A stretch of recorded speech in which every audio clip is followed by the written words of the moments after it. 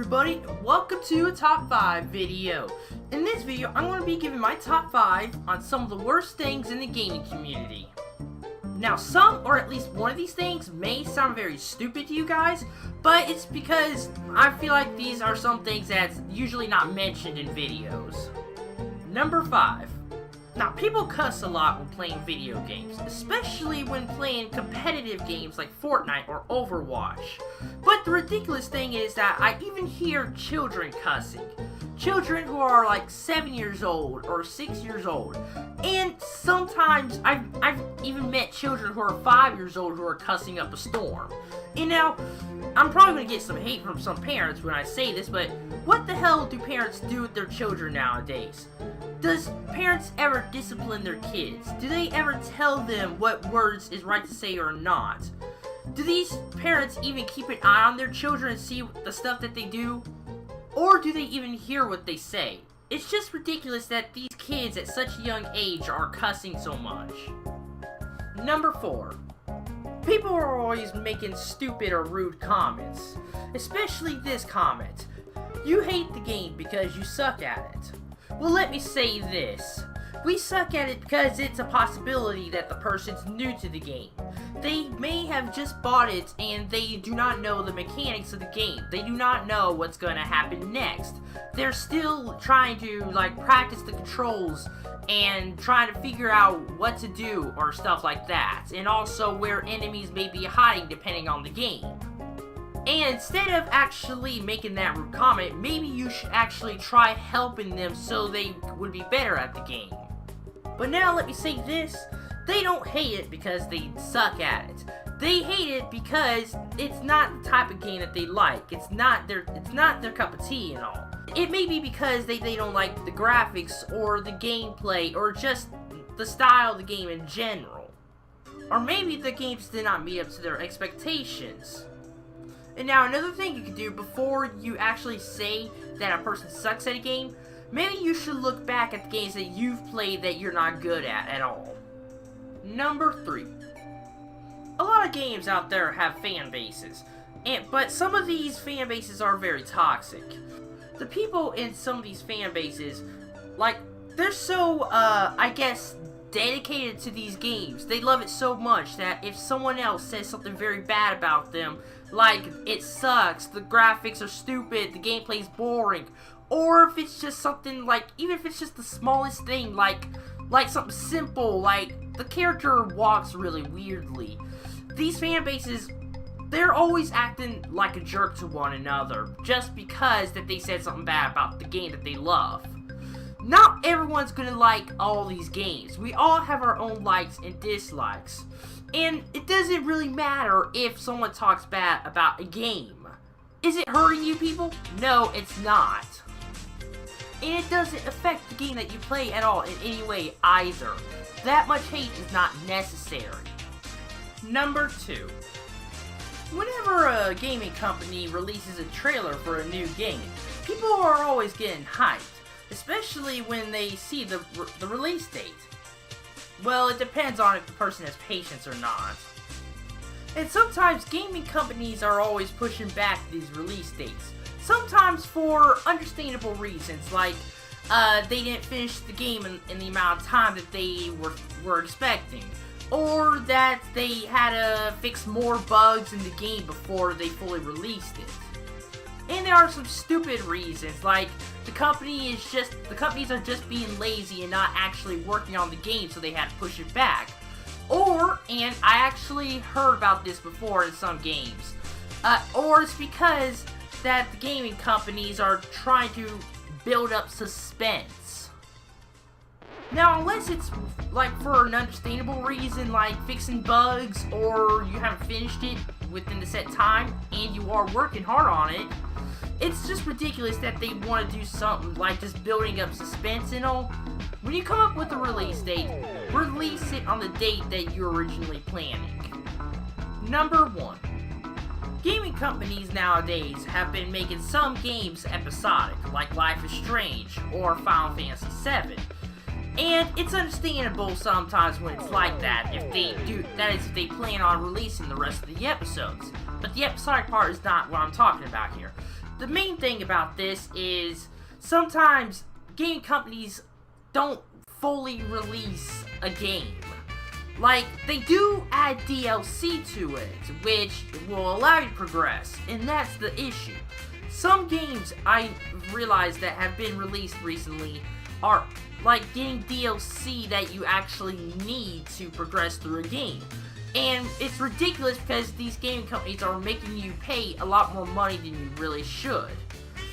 Gaming companies nowadays, or just companies in general, actually only care about money. It's always money and power with these companies. If you're gonna release the game, release the whole thing. Don't just don't force someone to actually pay more money for DLC to continue it. Okay, everybody, that is my top 5.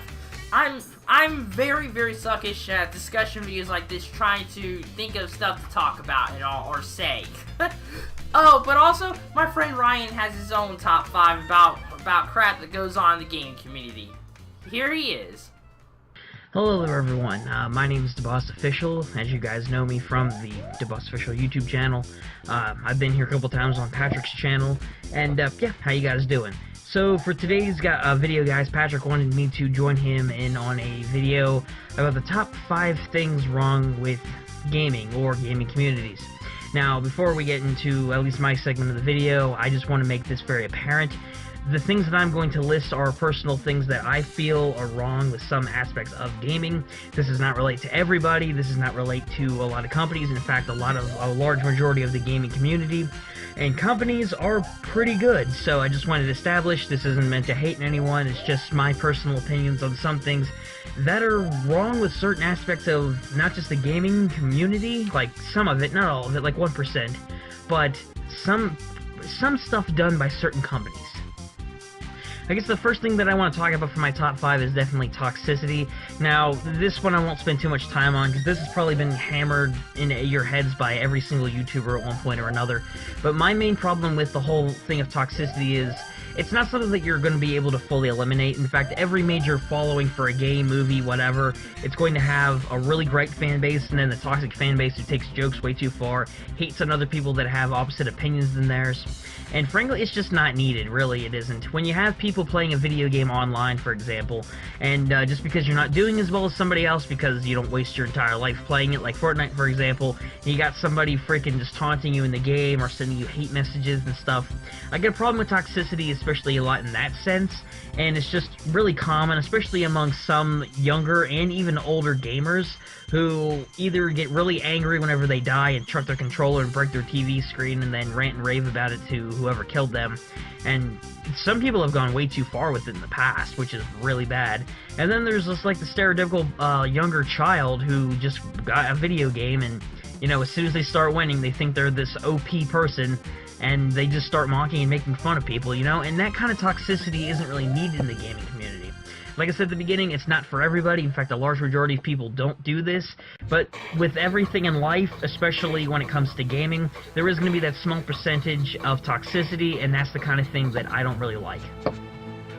This is something that I've covered in some past videos, or at least one video in particular that I can remember. But my second biggest gripe with, as far as things wrong with the gaming scene, are bandwagons. Now, a lot of people, and this mostly applies to companies for my point, but we'll just use companies for the sake of the example. Companies, for example, a lot of them, whenever a big trend comes up in the gaming community, such as Battle Royale, because Fortnite's a huge popular game, a lot of companies will jump onto different bandwagons of popular trends in gaming just because they do it for the money. A lot of companies that used to make original games people would love and been waiting a long time to see, they just scrap all those plans away, not because they're passionate about it, but because they want to make more money off of it. Like COD, for example, is one example that I can think of. Like, I understand, you know, I've talked about this before, reasons for why they dropped the single player in Black Ops 4 for a Battle Royale system, but that's one example of a company jumping on a bandwagon of seeing something like Fortnite popular right now. They figure they can cash in on the whole Battle Royale trend by switching over these games that they had other plans for, or they stopped developing original games people have been waiting on for a very long time, just to make a quick cash grab game that you can do similar to Fortnite. And that's a problem that I have, where companies, they lose their passion for the games that they want to develop because they love making them. Instead, they switch over to trends that are really popular just so they can make money. And while I understand they need to make money because they're a company, jumping on a bandwagon isn't really an answer in my opinion. For my third problem with gaming currently, at least, you know, my thoughts on it, are gaming standards. This goes back to, like, the whole toxicity thing that I discussed, like, a couple points back. A lot of people, for some reason now, when you pick up a controller, a lot of people expect you to be up to the certain standard of a game that you have to be an expert about it. You know, like when you start playing like Fortnite, for example, or COD, or Halo, or whatever game you're playing, some people may expect you to be an expert at it, and when you aren't, when you don't meet their expectations about it, even though you're completely new to it and you have to learn the game, they berate you and trash you for it whenever it turns out that, you know, you're not that good because you just started. And the standards that people have for gaming now are really ridiculous. You know, like, it used to be a thing where you can casually play a game, maybe you could do it for, like, YouTube, for example, you know, have fun with it, meet new people through it, and just have fun playing online with your friends. But now a lot of people that you meet online expect you to, like, online play, for example. They expect you to be an OP player, and if they don't, they will send you messages saying, wow, you're such a scrub, man, or wow, you suck at this game, man, just delete your account already. You know, it's stuff like that. They expect you to meet these standards that you may not be at, and just because that they spend 23 out of 24 hours a day playing the game, that doesn't mean that you have to meet up to that same standard. People should be able to have the option to play the game casually, and maybe they won't be experts at it, but that's fine. As long as they enjoy playing the game, that's what should matter. Again, for my next point, this one's going to kind of tie into the point that I had earlier with, you know, companies jumping on bandwagons. The whole premise, some companies nowadays are really aggravating in the gaming scene. Not all of them, but some of them, including the EA incident from last year, is a prime example, where companies are completely changing up games, they're jumping on these bandwagons, they're doing it more that's the problem. A lot of people nowadays are doing it for the money. They're not doing it to be passionate, they're not doing it to be creative, they're not trying to do it to, you know, build a fan base and all this other stuff that, you know, other companies might actually try to do with their games, and that's what it should be, at least for me. But a lot of companies nowadays, they just like to take advantage of their brands just to make a lot more money, because greed takes over passion, I guess.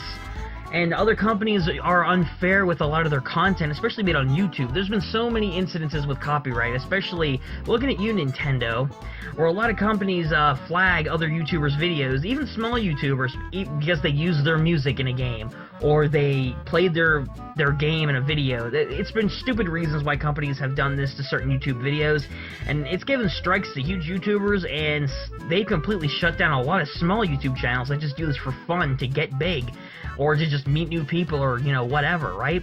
So, moral of the story is, companies, step back with the greed and just do it for the passion, man. Make money, but be passionate about what you do.